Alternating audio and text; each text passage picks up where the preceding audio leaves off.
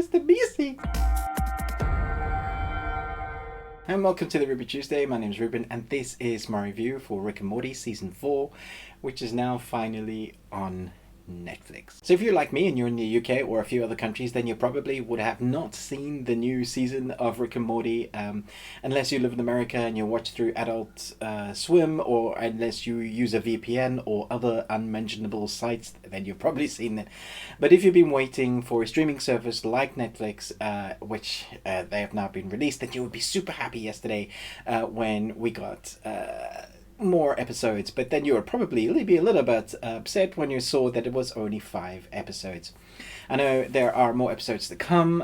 Hopefully we will get them soon and not have to wait another whole year. But I have to say, these 5 episodes reminded me why we loved Rick and Morty so much.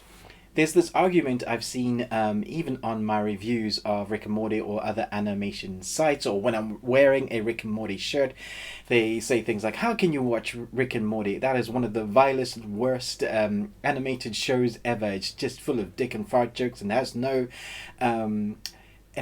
real themes to it, and it has no real understanding. There's nothing deep. It's just for people who are stupid and morons. And I say to you, you've obviously not watched it. You've just watched it at surface level if you probably picked the bits of scenes, because I have to say these 5 episodes really reminded me of why Rick and Morty is so good, why the writing is so good, why the animation is so good. You do have ridiculous dick and fart jokes and sex jokes, and all of that is in there. That's always been the surface level of Rick and Morty, but underneath, again, it shows even just within the first episodes, we see how it takes parodies of certain films we know.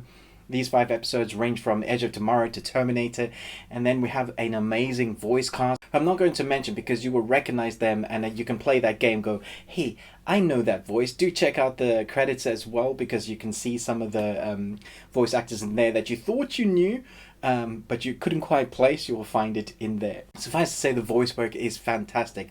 But getting back to the whole thing that Rick and Morty is rubbish, I said, nay, I tell you.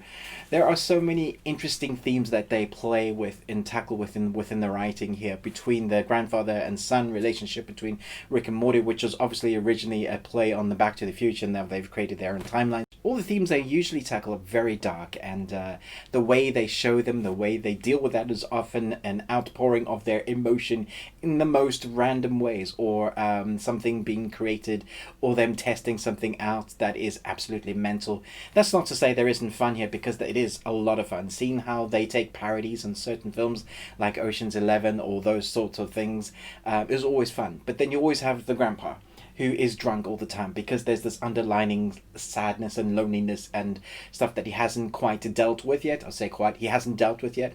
There are things that always kind of crop up in themes that I think makes the show great. So between the funny gags and the funny writing, which is often very funny, to the amount of information that is thrust upon you within each episode. There is so much going on in each episode. You watch it multiple times and you can see stuff going on in the background. You can catch mentions and jokes that you probably will only get to the second or third time. It's the reason why people can watch this series over and over and over again and still find more out about it, still see stuff that they hadn't seen before, which I think is a mark of greatness when it comes to something. You know, those times that you're going back and watch one of your favorite films and you see something stand out to you. That's this. So you have great comedy, you have great character development, you also have just absolute bonkers craziness, and then you also have those moments going, wow, I cannot believe you just said that. That is wrong and messed up. But in true Adult Swim cartoonness, from Robot Chicken to all the other animations that do it, Rick and Morty do that as well. The sort of tongue-in-cheek adult humor that you get in this fascinating series about these 2 characters traveling the verse and having unspeakable adventures. So I've not touched on what happens in individual episodes, just so that you know it is still fantastic. If you've been a fan of Rick and Morty, you will no doubt don't need a review to go and watch more Rick and Morty. And if you're here starting in season 4 review, then I don't know what to say. You need to go back and watch it from the beginning, because it's fantastic.